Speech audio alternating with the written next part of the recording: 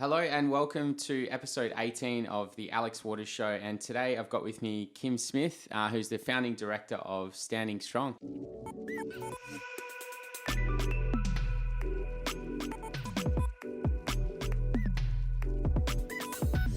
Kim, welcome. Thanks, Alex. Thanks for having me. Yeah, thanks for coming out to Cottesloe. It's Good day to be here. It is, yeah, beach weather. And I just wanted to say congratulations on winning the Telstra Women's Business Award.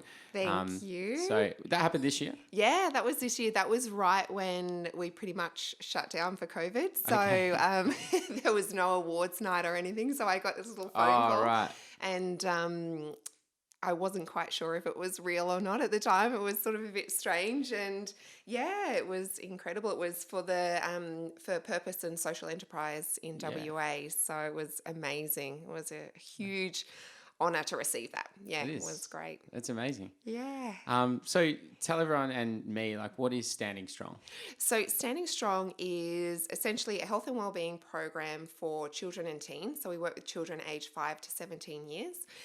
Our program is a holistic health and wellness program. So we work with physical health and wellbeing and mental, emotional health and wellbeing. So every one of our programs has 3 core components of strong body, strong mind, and strong heart. So we cover all of those areas in every single class. So we do movement, we get them moving around, feeling good physically. We then go into the personal development side of it, where we have a topic and we talk about it and we share. It's very discussion based. Mm-hmm. And then we have our strong heart component, which is our mindfulness, relaxation, meditation, more of the heart-centered component. So that's what our program is about, but we now have program licensing. So we have people out there that can sign up and become licensed to facilitate our programs within their own business as well now. So we've got 20 locations running our programs now, which is awesome. So you've got one in Vegas. Yeah, yep. So is that a licensed one? Yeah. You didn't fly over there and go, I'm going to start up a center. No, I would have liked to, but no, not yet.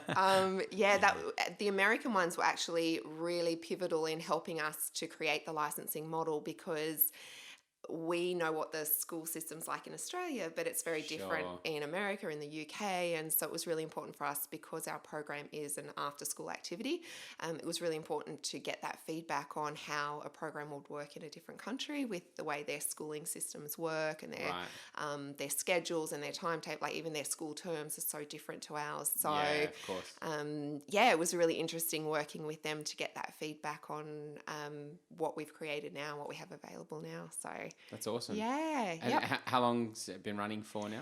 So I started the very first program in 2014, and then that was just a one-off 9-week program. Mm-hmm. And my goal was always to have something that was ongoing. So it was really important to me to have something where children could keep coming back, and it was different each time. It wasn't just a one-off workshop or a one-off course, and once they did it, that was it. Yeah. It was really important to be able to create that sense of support, ongoing support for both the children and the parents. And so I pretty much straight away from that first course asked feedback from the kids and said, what do you guys want? How can we create this so that you can keep coming back and it's new? And they kind of co-created it with me. And so then in 2015, I took the big leap to taking on a commercial lease and opened the first club, which was a full-time club. And that was where we had a timetable of classes. We were open 6 days a week. And it was a membership style program. So they would come in the afternoons and do all the different classes. And then it started growing from there. And so that was 2015. By the end of 2015, that's when we started having all these inquiries into how people could get the club into their community.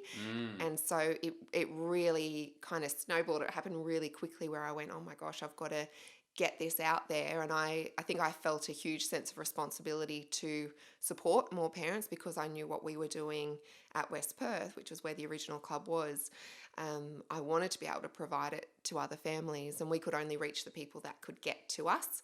And so quite quickly we started looking at how we could expand and grow the program so that other people could run it and other children could benefit from it. So yeah, pretty much from 2016 to the end of 2018, so about 2 years it took us to develop the model, and it was going back and forth, looking at what worked, what didn't, trialing different models. We came up with the program licensing that we've got today. So Wow. yeah, That's really crazy. cool. Yeah. I'm sure it was crazy going It through was full on. Yeah, but Yeah. it was, I think because what we did, there was nothing else out there, so there wasn't anywhere I could go to get advice on creating the model, or there wasn't any business advisors or coaches or anyone that could give me help with creating a license of what we had, because what we offered was so unique. So it needed to be an internal process of trial and error for Sure. us to work out.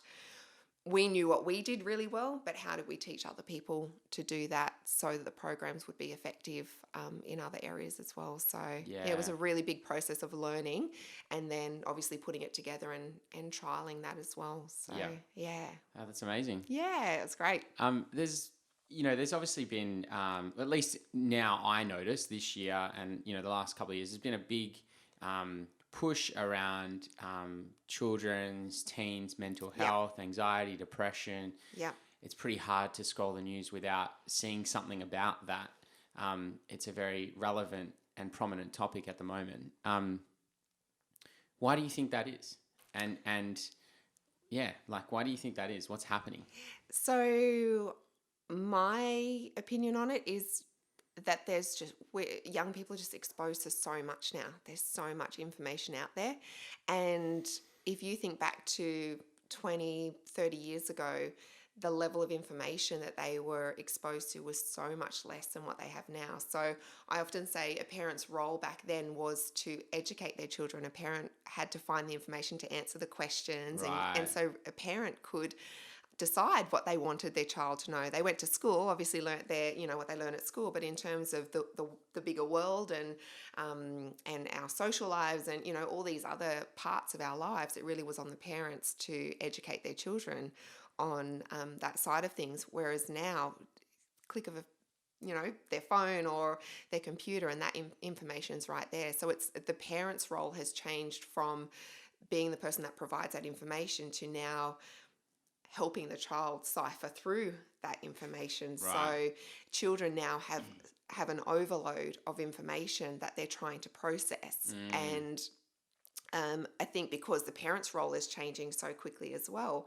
it's taking time for parents to adjust to what their role is within their children's lives as well. And one thing we often say at Standing Strong is that a lot of the time the parent has never even heard this information before as well. So not only are you shifting from the parent giving all the information, you're now, the children are finding the information first, and you've also got that additional level where the parents sometimes are learning it for the first time as well. So, and that's, anxiety and depression and mental health issues come from this, a lot of the time, particularly with young people, come from that overload of there's just so much going on, there's so much pressure, there's so much information, and finding the time to slow down and process that information when their brains are so young, and they don't process things the way an adult brain processes things. And I think we forget that a lot of the time, especially because they know so much now as well. Yeah. Sometimes it's easy to forget, particularly with teenagers, that they are so young still. Their brains are so young. Their brains are still developing, and all of that affects the way our brain works. So, So do you think programs like Standing Strong are really an essential part of life now and growing up? Because I remember when I was a teenager, I read a little bit about you on your website, and you said you didn't have a great teenage years and you felt alone. And I was like, I relate. And I imagine so many people reading that would be like, I relate, because that's just what being a teenager was like. Yeah. And I remember going to kind of a some sort of community group thing or something, but it was kind of a bit weird, and it was like the odd thing to do, to go and seek help in that kind of way. Yes. So is that normal now? And how do you engage with exactly? And kids? that's what we that's exactly why I started Standing Strong. I had the first idea for it when I was 18, when I just left school, and I actually went to a gym for the first time. I did a group fitness class for the first time, and went, where has this been all my life? Why is it took till 18 years of age for me to realize that you could go to a place where you could jump around and have fun, and there was music going and people were really motivating and cheering you on, and there was no competition with anyone else, and feel good physically within yourself, why did it take 18 years and for me to have to go somewhere to find this thing? And once again, this was 20 years ago, so over 20 years ago. But it was this idea that why are children treated so differently? There's so many amazing things out there that can be helping children with their mental health, their physical health and well-being. And that's why I had that first sort of idea for it. I was like, kids need this. Kids need a space where they can go to where it's not about the competition. It's not about pressures of learning or achieving, or and not a place where they're being told what to do, which is a lot of what childhood is, and it has to be in a number of ways. But there needs to be that space where young people can be free to listen to their own thoughts and connect with their own intuition and learn to trust their own instincts with things and share what they're feeling in a non-judgmental and non-competitive way. And that was the goal with Standing Strong, was to create a space where they could have that physical pick-me-up for the endorphins and get them going. And this is why the strong body component's always at the beginning of our classes, because it settles the nerves, gets the endorphins going, it makes them feel good, they feel more relaxed, calmer. That component in no way is about physical looks. It's not about weight loss. It's not about building muscle. It's not about any of that. It's purely about how exercise can make us feel within our own body and the positive side effects of movement. Yeah. So we always start our program with strong body. Then we go into the strong mind, where we talk, so everyone's feeling more relaxed. We do a lot of partner work in the strong body as well, so they feel more connected with each other. And then that's where they have the chance to chat. And like you were saying, it's such an important part of childhood and teenage years in particular to have a space where there's guided conversations, but the freedom to share your thoughts and feelings on it and be an individual in that space, where you don't feel like people will be judging you or using things against you, or, which happens most of the time at school. Anytime you become vulnerable or open up about your thoughts and feelings, there's always a risk that that's going to be used against you in some way by someone. And so that's what we wanted to create with Standing Strong. Or what I wanted to create with Standing Strong was a space where they could open up and share and talk, and it was a safe space. And that's what our mentors and our instructors create. And then, of course, the strong heart component, where they can start to slow down, go within and take it all in and actually process and have that downtime. As I was saying before, because they're taking in so much information now, they're on the go all the time, like all of us. Yeah. Children need to have that designated or prioritized time where they stop and they slow down and they actually learn to connect with their breath and, slow down their thoughts. And it's a skill that we need to learn. And unless you book into something like a program, a lot of the time we don't teach children these sorts of things. So, I think it's so important. I think every child needs to be doing this, particularly in the day and age we live in now, for those three components, the movement, understanding that exercise is a vital part of our lives for our mental health, just as much as our physical health and well-being, and to have a positive relationship with that. And that's one of what we found at Standing Strong, and it was certainly my experience at high school, because a lot of the time with children, it's all about team sports and competitive sports and things. A lot of young people pull away from it because they don't want the competition. And this is where they create a negative association with exercise, because there's criticism there, there's judgment there, there's self-doubt, there's comparison, all those not so good emotions when they, when they exercise, can be such a positive and enjoyable experience. And even, we've spoken with girls that do dancing and things, and you normally think, but dancing's so much fun. But the pressures of the competition that are on them and getting the moves right. And they have to do their performance at the end of the year. And so many of them, they're like, I don't want to perform. I just want to feel good and dance to the music. But then I have to go and get up on stage and I hate it. And so all these things that we, as parents and as teachers and anyone who works with children, we try so hard to get them into these activities, because traditionally we're told this is a good thing for them, but we don't see the effect that it has on mental health and well-being. And there was a kind of an old school attitude of, well, they need that competition and it's good for them and all the rest of it. But you sit with a group of teenagers or kids and ask them, and that's not the feedback you get from them. It's, there is a lot of negative associations with there. Whereas you put a group of kids in a room and just let them have fun and dance and put the music on and, do something that's not competitive. And then they're actually able to process how they're feeling because they're not filled with all that comparison and self-doubt and, all the rest of it that comes with it. So what's the balance there though? Because, there is that old school, like, you've got to do the hard yards and you've got to compete and you've got to be resilient and all those kinds of things. So and for me personally, I try and push myself in certain things. You've done a million uncomfortable things in your life, I'm sure. So what is the balance there? Is it a matter of letting them be kids and then when they're adults, they deal with that?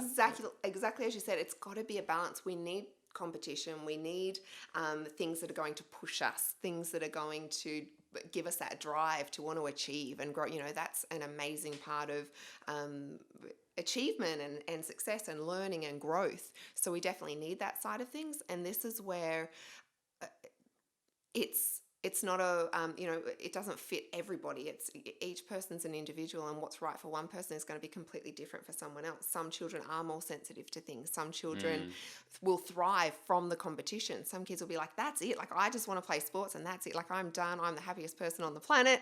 I don't need anything else. And that's amazing. And for those children, absolutely go and do that. But there's also a whole group of children out there where that doesn't suit them and they don't fit in that box. And it's really important for us to look at each child individually and to be able to have services and resources and places for children to go that don't fit into that box. So for children that are a bit more sensitive or they are going through a tough time, maybe they've got family things going on and they're having a rough 3 or 4 months and they just need somewhere where they can have a bit of a break from that go, atmosphere, and have something that's a little bit slower paced and less pressure on them. That it's more about that. It's not about one, piece of advice fits all of them. Each child's individual. And this is why there needs to be these things out there, because parents need more support in finding what their children need.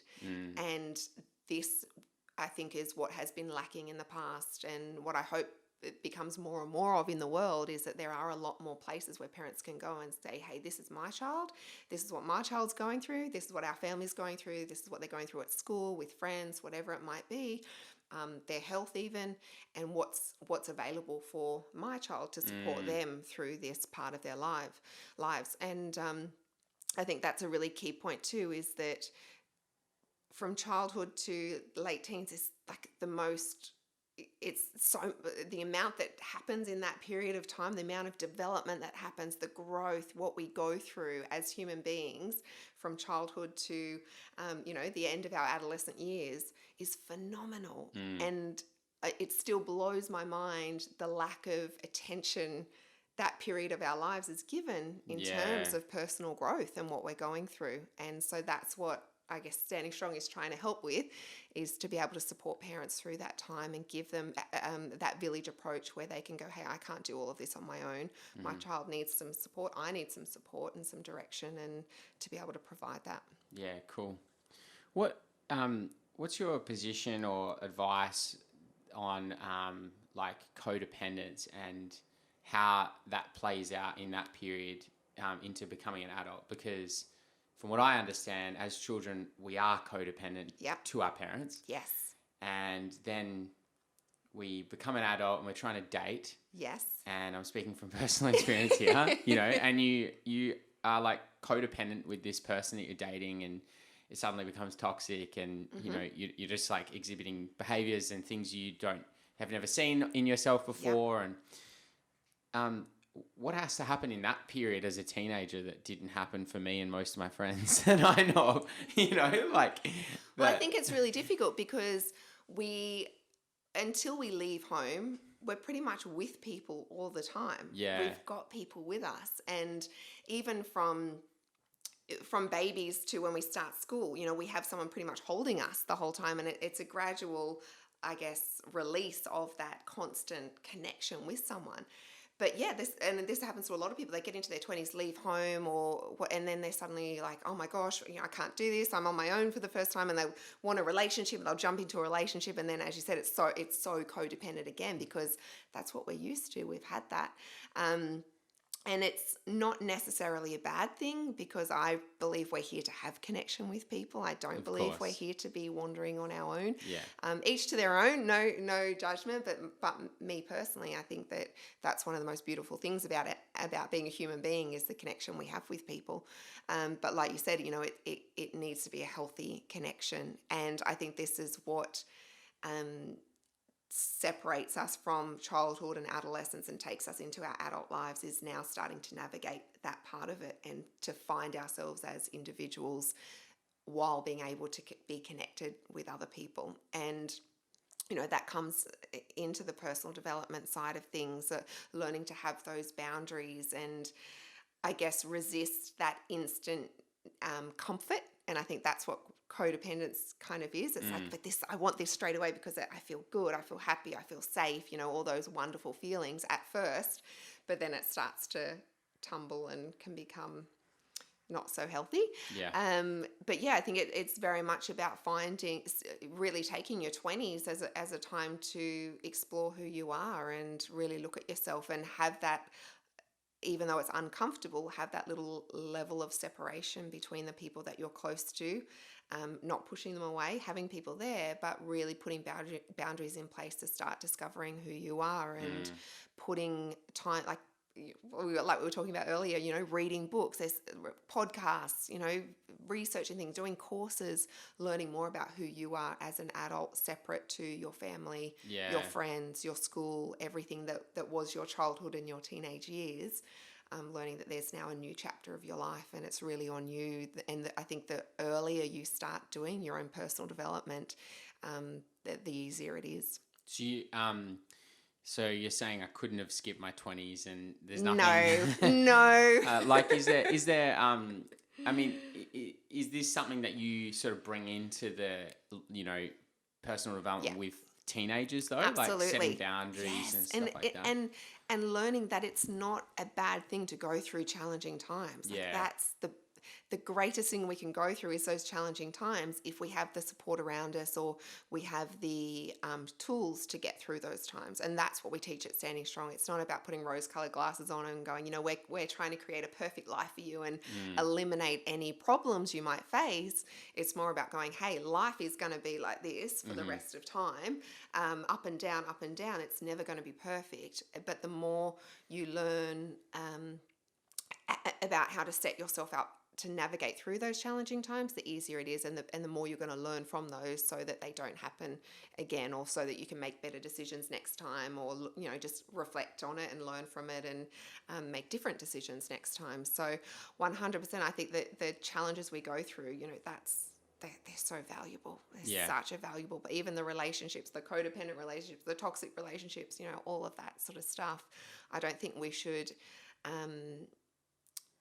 I guess try as hard as we can to avoid those. If those situations happen, they happen. It's just about learning about yourself so that you can work through those times. And the biggest thing I think is having support around you, having a support network around you, friends that you can talk with, family you can talk with, coaches, counselors, mentors, just people that you can go to for support and advice during those challenging times. Mm-hmm.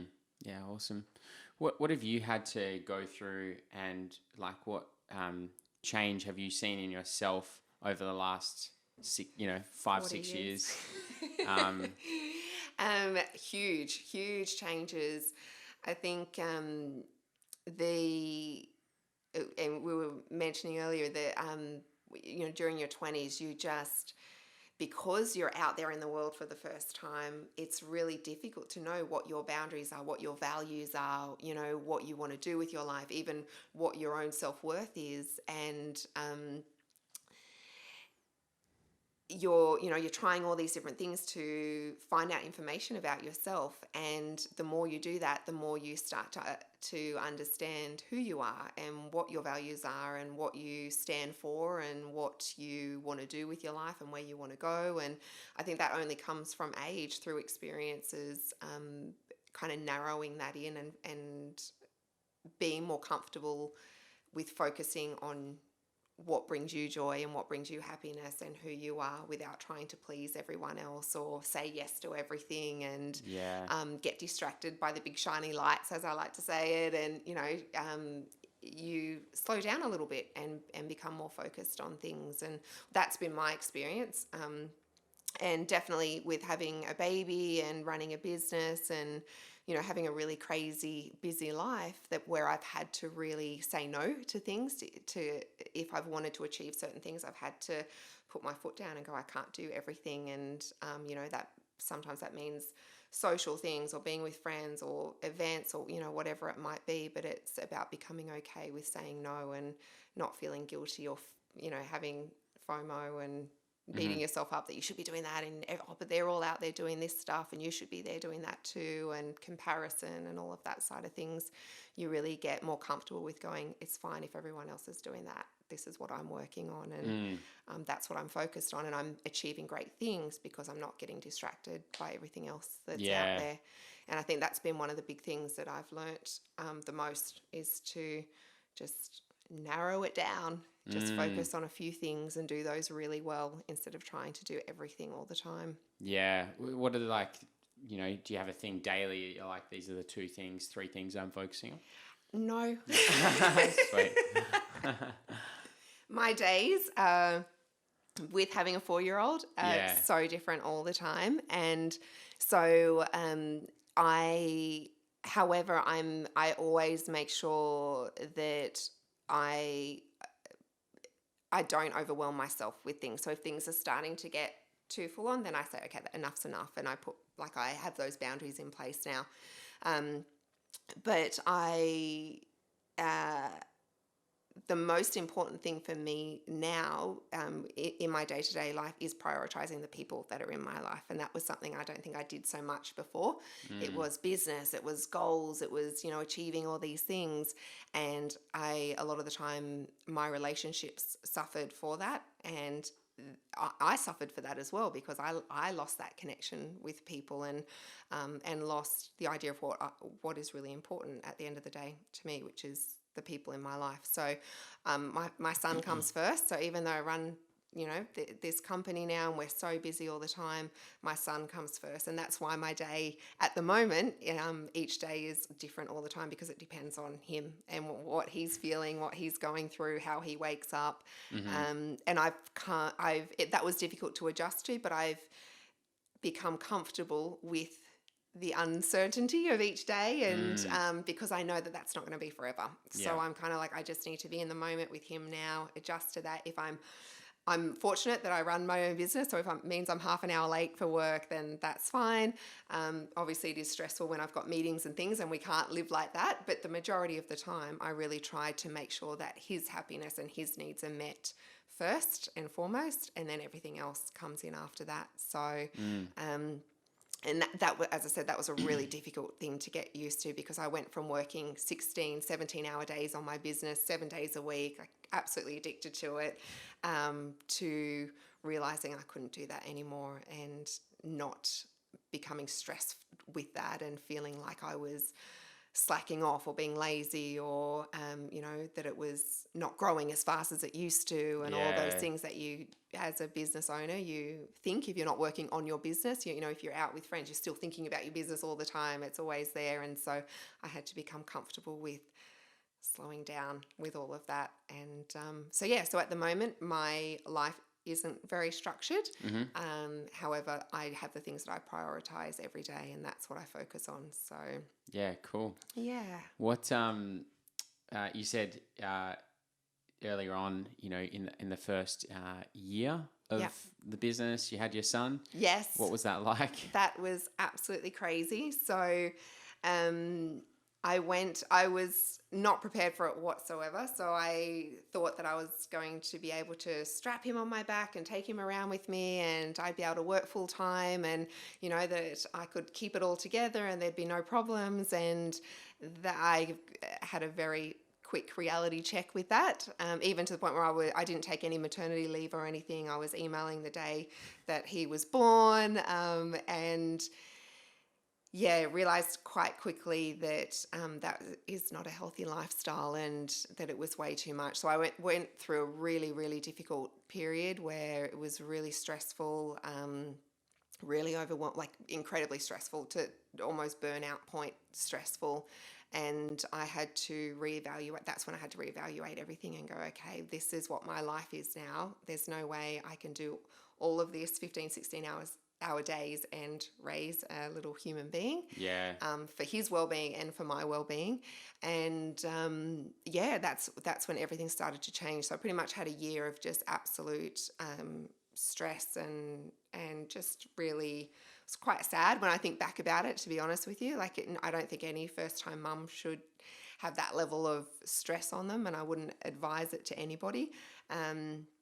But there was definitely a lot of lessons learned in terms of prioritizing time and lifestyle as well, and not being so consumed in business and work, and like we were saying before, having the value on yourself that you're only good if you're achieving those things, and that, you know, being at home with my little boy was just as important as supporting teens and helping people with business and that side of things, and that I was just as special whether I was there or over there as well. So kind of a paradox, isn't it? It is, being yeah. stressed and then going and teaching mindfulness. Yeah, that was exactly right, and that's where I was too. I was What like, did you here do? am I. Were you like stressed and you'd be like, all right, just gonna breathe, and walk in the door and you're like, I'm on, you know? Was it Well, kind this of like is that? why it was so important, because that I stopped teaching, because I was like, I've got no more to give. I can't. Sure. And I was going through that myself. You know, it was, and that contributed to why it was such a difficult time, because I was like, well,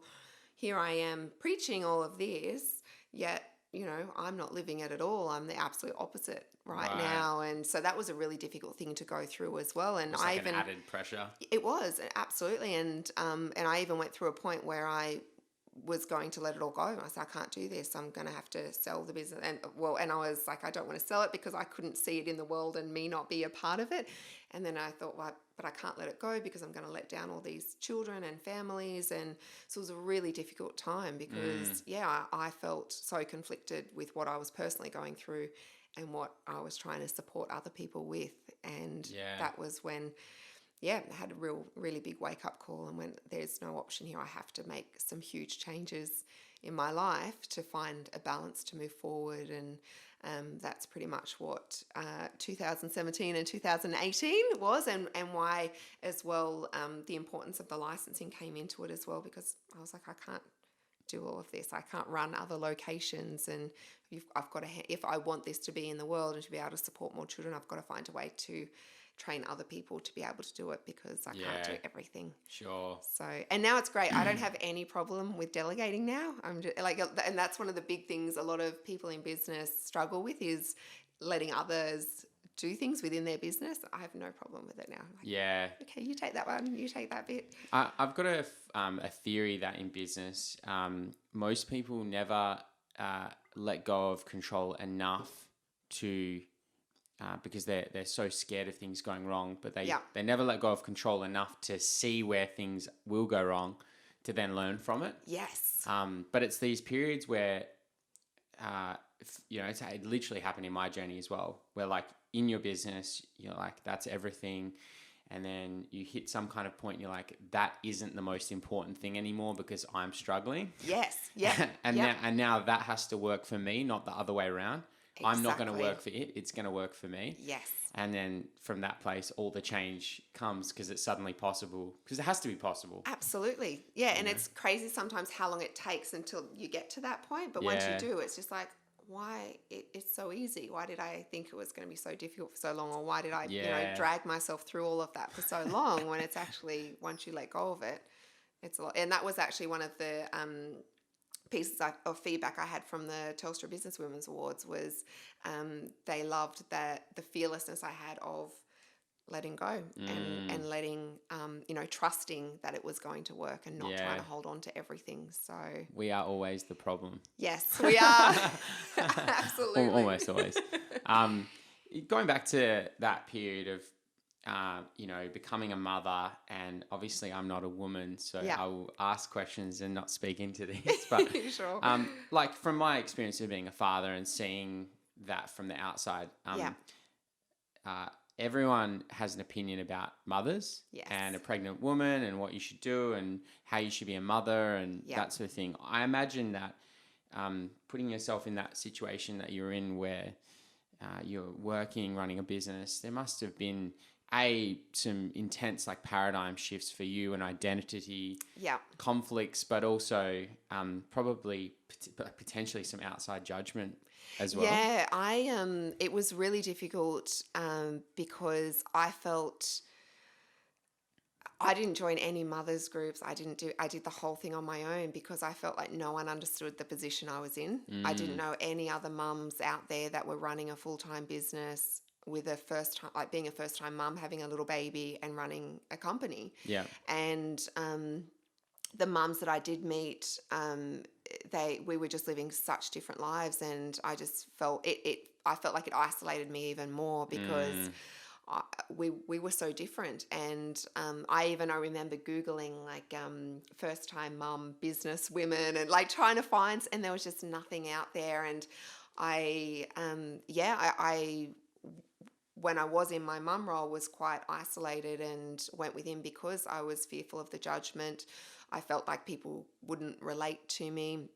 I couldn't relate with them as well. You know, normally in your mum's group, the mums chat about all the issues they're facing and what they're going through. And the couple of things that I did go to, I just went, I can't relate to any of this. I can't share what I'm going through. And so it was really difficult. And there, as you said, there was a lot of judgment and a lot of guilt as well. So many things I've researched. I'm sure there's other mums out there who have done the same, whether they own a business or they're working mums, where you don't know if you're doing the right thing by your child and you feel guilty. And, there's so much pressure on mums, and it's such a difficult time for you to work out what your needs are and what you're wanting, and because you've got to be happy at the same time too. And I also know a lot of mums who have let go of things and they wish they hadn't because of pressures that were put on them. Yeah. And so, I was really trying to hold on to what my purpose was in the world and what my passions were and who I was as a human being and my responsibilities as an individual, while combining that with my new role as a mum and what my baby's needs were and my needs as a mother as well and my family's needs, and making sure that my child was happy and being taken care of as well. And so, it's such a difficult thing today. And I remember at one point, one of the dark moments of probably 3 a.m. or 2 a.m. after no sleep, I remembered being so angry, thinking I remembered being so angry at any woman who had ever said, you can do it all and, go follow your passion, follow your dreams. And I remembered, probably because I was so fatigued, but I remember just being so full of anger and rage, in my mind going, you deceived, like, why would you tell me to follow my passion, do all this when it's not possible, when you have a baby and you can't do it. And I honestly felt like I had been lied to. And, that's how hard it got at one point, trying to juggle those roles and work out what I was able to do. And so I think it's, it really is a difficult time for women who have a career or they have a passion that they love, that they want to keep going with even though they become a mother. It can be really difficult to navigate that and hold on to that and not feel all the guilt and balance it. So that was definitely something I went through, and thankfully it got easier and easier. And now, it's amazing now. But definitely, those first 2 years were really difficult in reevaluating who I was, what my life looked like, and my identity as a mum and a businesswoman and just as an individual as well. It all shifts. And I think that's one thing a lot of new mums aren't prepared for, especially when they've spent so much time working on their careers. Yeah. Life's hard, hey? It is. It's really a lot to deal with sometimes. And being a parent is tough, for men and women. It's, for anyone who's a parent, your whole life changes, and it's a huge adjustment. And I don't think there's, enough sort of informational support on how to do it as a working parent, whether you're male, female, mum, dad. I think there's still a big divide between a parent and a business person or your working life. And now the times we live in now, they cross over so much. So many people take their kids to work, and working from home even now, with everything we've been through in the last year with COVID and everything, those roles really intertwine. And I think it's something we really need to start focusing on moving forward to support people in business with integrating their role as a parent as well, their identity as a parent as well. Yeah, definitely. Yeah, I mean, it's challenging for sure. Like you don't know what you're doing. No, you have no idea. And no one wants to tell anyone that they have no idea what they're doing. Yeah. Like it's, life is falling apart at home and you don't want to tell anyone about it. It's isolating. It's really tough. It's and I think a lot of people will find like one person that they can be really honest with about it, and it's great that they've got that one person, but a lot of people don't have anyone to share that they're struggling or that they don't know what they're doing. And yeah, it's really tough. And once again, because every situation is different, every family is different. Yeah. And so what works for one doesn't work for someone else. So the more we talk about it and the more open we are about the reality of mixing parenthood and work, business, I think the easier it is for people to be okay with the craziness. Yeah, totally. I've just gone completely blank. It's all right.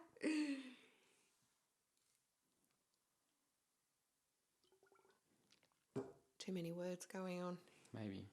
That happens to me all the time. I don't know. I've probably got a lot going on in my mind at the moment. So, like we were talking before about. No, I'm just going to start that again. It's all right. You It's the okay? first time. Yeah, I'm good. Yeah.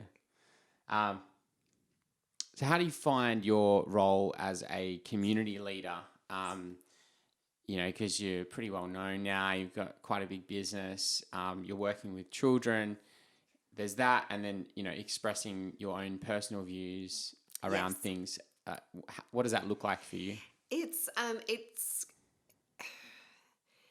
not tough, but it takes a lot of thought in the sense that I'm really cautious of what I say and do because I know little eyes are watching me. And so that's something I think that definitely adds an element of what I do where it brings it into my personal life as well, because as an adult, and especially with social media and everything now, we're living in a world where we're really encouraged to just be authentic and say whatever we want, and just everyone accept everyone for who they are, which is great, and I support that. But most of those people don't have a child audience watching them. And so that's where I've got to be really careful. There's a whole side of me where I'd love to just be like, wow, and this is who I am, but I'm also really mindful that I'm a role model. And I think one of the great things about that, and I've said this with all our instructors and everyone that's come through our program, all the staff, is that it was one of the best things that happened to me, because it really made me start to look at my own behavior and what I was doing and what my values were. And so I've definitely become a better person through being so aware of the little eyes that are watching me, which has been a really great thing. But still to this day, I'm conscious with what I say. I'm conscious with how I say things, because I want to be a good role model for them. I want to be a good leader for them to look up to. And so it definitely makes me hold back a little bit with social media, but I don't think that's such a bad thing, because I'm quite a private person anyway. Anyway, I really value my privacy, my family's privacy, and I'm a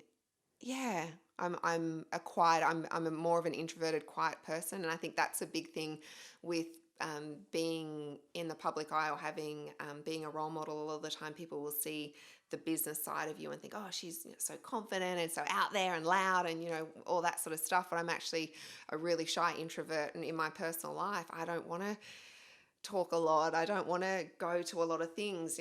My perfect day would be sitting at home reading a book with nice quiet, peace and quiet, and not a lot going on. And so I think a lot of people will see me in my work role with Standing Strong, and they will meet me and think that I'm a really loud, out there kind of person, and I'm actually the complete opposite. So it's been interesting with friendships that have formed and things where people start to see the home Kim side of me and go, oh, she's actually quite quiet and boring a lot of the time. And yeah, it's just weird. I think it's strange how people, when you're in business and you've got that work side of you, that people think that's the whole of you, but there's actually so many different parts of us. And so yeah, it's been interesting finding a balance between going, it's okay for me to be quiet and boring in my personal life, and I don't have to be loud and out there all the time and be drained by trying to bring that into my personal life. But also the business side of things has been so good for dragging me out of my quite introverted life and getting me out of my comfort zone and forcing me to learn to do public speaking and be on camera and be on, microphones and all the rest of it. Whereas, before that would have absolutely scared the pants off me. Yeah. But now I'm like, no, that's fine. I'm used to that now. So yeah, it's different. I think people have expectations of you anytime they see you in the public eye, and it's important to stay true to who you are as well, not let that override other people's expectations, override who you are. And because you are being authentic, aren't you? Like yeah, absolutely. It's just expressing different parts of yourself at different times. Exactly. It's the more it's the louder, it's the the more energized, it's it's the it's like just that business side of you but I can't be in that all the time. I need to have that time where I recoup and I have my downtime, and so it's still you. It's just those different parts of you that you bring out depending on what situations you're in. So, but yeah, there's, like I said, it's like, I guess, when someone's performing, that they're giving a part of themselves, but they're not going to be performing all the time as well. So it's it's interesting to how people have expectations on you, but maybe I think I disappoint sometimes. Yeah, okay. I'll go to a barbecue or something and be a lot more quiet. And I think people have expectations that you're going to be the life of the party or something, but it's like, oh no, it's Sunday afternoon. Yeah. I just want to sit here and chill out and relax. So what what is it that you're holding back on though? Like what views or what what aren't you fully showing that you're afraid of being seen by the... I think it's more just Not saying you've got any secrets or anything like that, but you know what I mean? No. I'm just trying to understand. Yeah, I don't think it's opinions, because I'm very open with my opinions. I think it's probably more just like swearing and just that sort of stuff. Like in my personal life, I'll throw a few F-bombs around, and like I'm a lot more relaxed with my language and stuff. So it's not so much personal views or anything like that. It's just more, things like language and that sort of stuff where, I've got to be careful with it. Mm-hmm. Understood. Yeah. That makes sense. I think for me, I'll never be in a role that involves children because I just do swear too much and have some pretty outlandish views on things. So. Yeah. And it's really funny because even we've had workshops in the past where we've had media personalities come in and do talks, and they've sworn in there, and then we've had to deal with those issues after that, and that's a perfect example of it.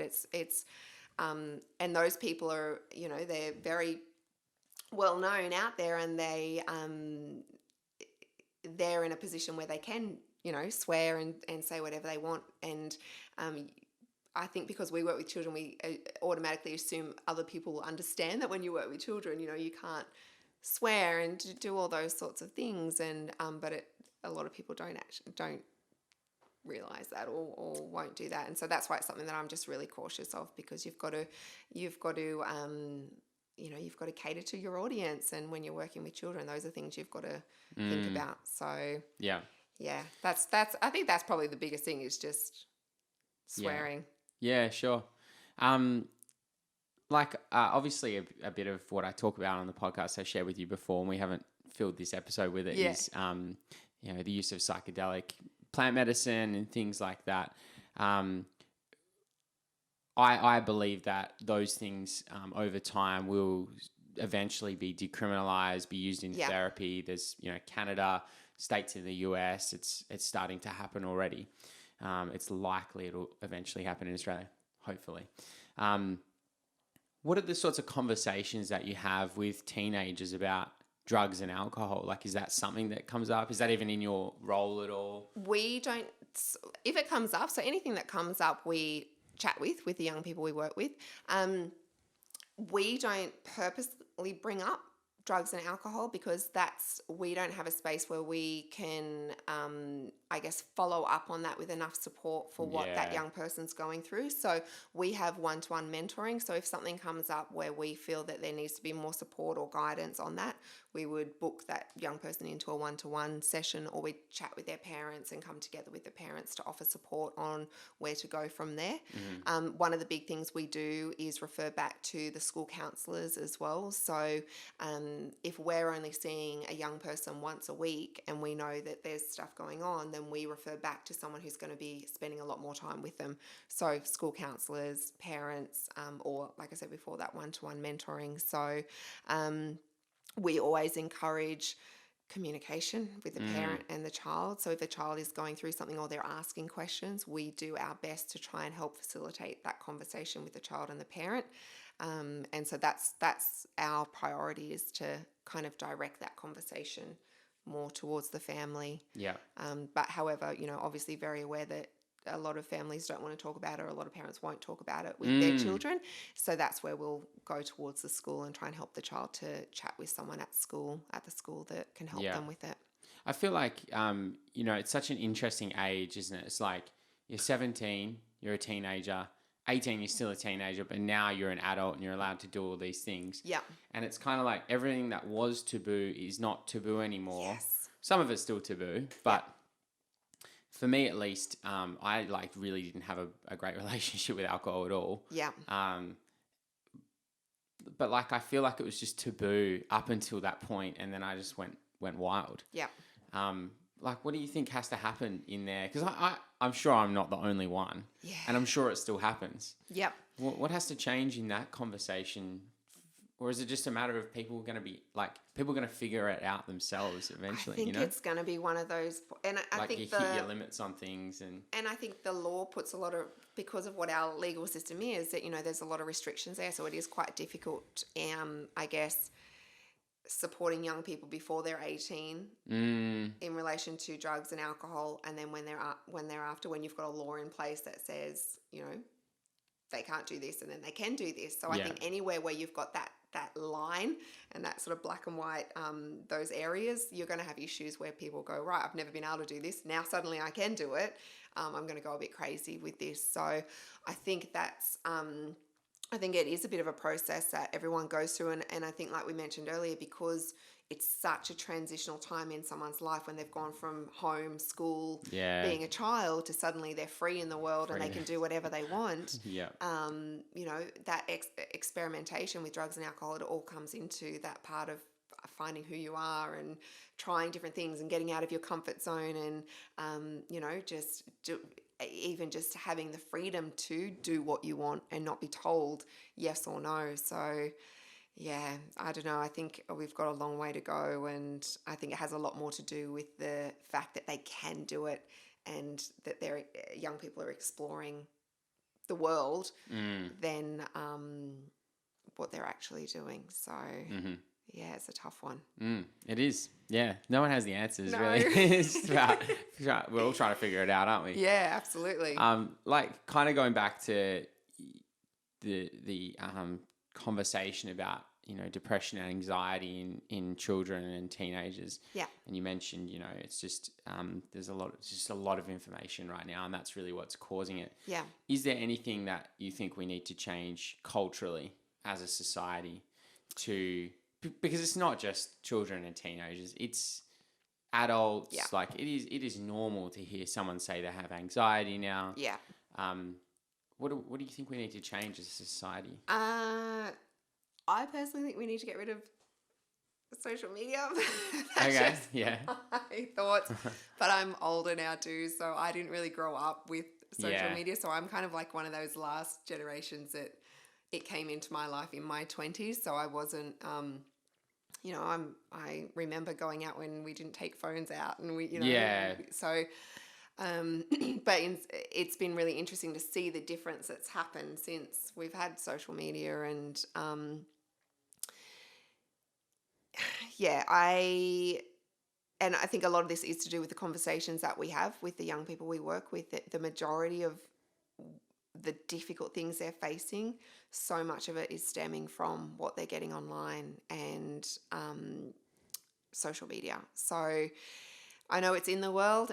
I'm pretty sure it's here to stay in the world, but I do think we need to find some way for particularly our young people to have it in their lives and it not be having the effect on them that it is, because it's detrimental. And the research is out there. It all shows the effect that's having on young people's mental health and well-being. So when you've got children that are in such a vulnerable part of their lives where they're forming their identity, their core beliefs, their values, and then you put them in a space where there's just all of that information going on, it's hard enough as an adult being on there and seeing things and not doubting, having self-doubt or comparison, or whatever it is we feel when we get off there. Imagine being a child they don't have their sense of self yet, or they're still discovering themselves, and then all these things are coming in, all these messages are coming in. It's confusing, it's overwhelming, it's huge. So I think we really underestimate the effect that's having on young people. And I know kids now that are 5, 6, 7 years old that have got their own phone and stuff, and it's just like, come on. So yeah, it's a huge, that's what I can see is a huge issue that's going on, is that access to the online world before they're ready for it. It's like the realities of the world hitting them in a vulnerable time, Exactly. whereby those those realities would normally have hit them in their 20s or something like that. Exactly. Yep. Give them some time to work out who they are before you start bombarding them with all these mixed messages and, people saying, oh, do this, do that, look like this, and so much information. And like you're saying, the rates of depression and anxiety in adults that has, the levels that they're at now, that's why children are going through the same thing. Like adults are struggling with the amount of information we've got going on now, let alone children that, Yeah, I think it's like we all just need to work on understanding ourselves more so that we can be far more emotionally intelligent. Yeah. And from that space, we can do our best to support our children. Yeah. To be emotionally intelligent as well. Exactly. Just going within a little bit more again, switching into yourself. And I think there's a huge disconnection from our own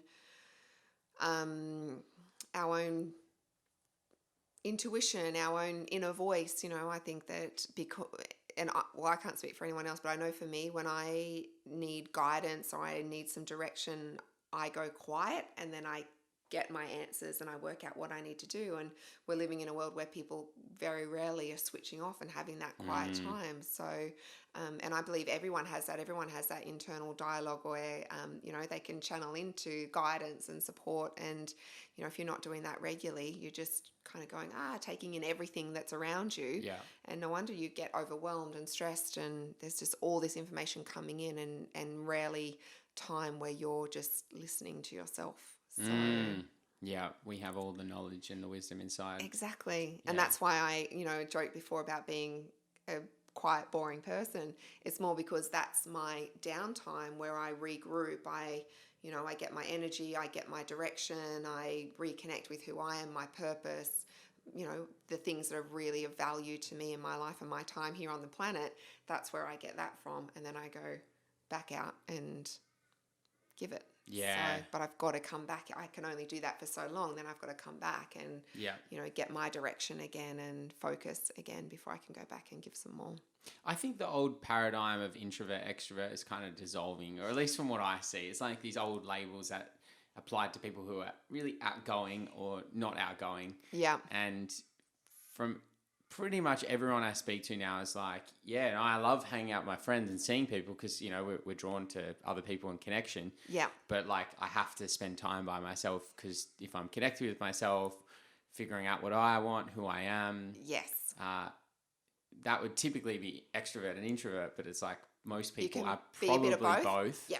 I completely agree. And I think a lot of it is to do with, getting out of your comfort zone. And I think some things are naturally more comfortable to some people than others. Yeah. But I do think you can work on it and get out there. And I think plenty of people, if they met me in certain situations, would be like, oh, she's an extrovert. She's so out there. But so I completely agree with you. And it's so funny. A couple of my really good friends who are counselors and coaches, we talk about introverts and extroverts all the time. And we're always like, but what about this and what about that? And I completely agree with you. I think it's something, it's an easy way to describe things because most people can straight away go, oh, yep, I can relate to what they're saying. But I think it's a really interesting topic, and whether it's really a thing or it's just how we are at different times, and whether it's just going with what's comfortable and not pushing ourselves to do what we really can do, just might take a bit more effort. So. Yeah.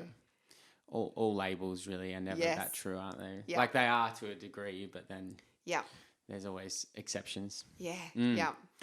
So what's next for you and for the business? Because you said you've got over 20 locations now. Yeah. So just all growing over Australia and in the US. In Brisbane and Sydney, and we just got a new one in Byron Bay, which is awesome. Just continuing to grow now. So I really want to get more into parent support, so parent workshops and resources for parents. We're actually working on a school package at the moment with our online platform. So we're creating a school library resource that schools can connect to or teachers can log on to and provide. We're actually piloting that at the moment at a primary school with one of their chaplains. So she's running the programs in their recess and lunch on a Tuesday and Wednesday, and so we're working with her to see how that's being embraced by the children and how they're enjoying it. So that's videos, printouts and things, audios, meditations and things. Cool. So that's really exciting. So hopefully we'll have that packaged up by the end of the year, and next year we can start getting that out to some more schools. And otherwise just growing what we've got at the moment. I'm looking forward to I've been pretty much creating for the last 5 or 6 years. And so I'm looking forward to just getting it out there a little bit more now and having a bit of a breather and just supporting our licensees and our instructors and growing it a little bit. Visiting them all when you can. When we can. Going to Vegas. So I want to get over to the East Coast. Yeah. Yes. And the Vegas one. Yes, that would be nice. I mean, different with a 4-year-old, no doubt. But, yes, yeah. But no, definitely some travel would be great. Yeah, that's so exciting. I think you're doing great work, and thank you. It's nice to hear that you're stepping into the parent space as well. Because as a single dad, I'm not single anymore, but so I don't know if I use that term, but as a dad, co-parent, whatever. I definitely feel like I want some help, at times I'm like, fuck, I don't know what to do. Yeah. So, and he's not even 2, he doesn't even, he can't even tell me his emotions yet, but he can verbally, but. It's incredible how quickly it starts happening. And I think the earlier you can, start researching and getting more information, the easier it is. We've got, an amazing parent talk that we do, and it's more about how you spend your time with your child. And a lot of the parenting advice out there is particular tools and things to do with your child, but the approach that I'm creating is more about looking at how you spend your time and what your relationship is with your child during that time, based on what your child's needs are and what your needs are.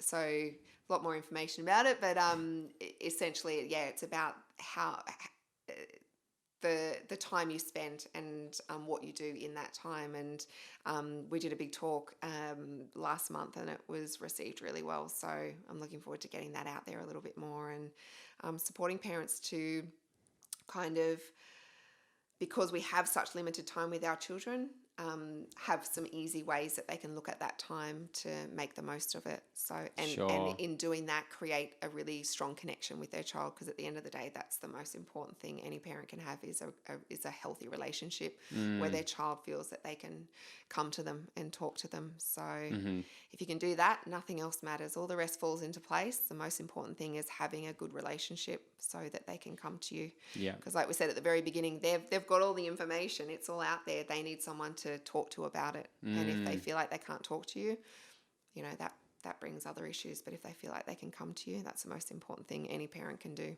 Sure. Amazing. Good advice. Thank you so much for coming on the show. It's been You're a really, really good welcome. chat. Thanks so much for having me. It's been appreciate it. awesome. Yeah. Thank you. See you soon. Thank you.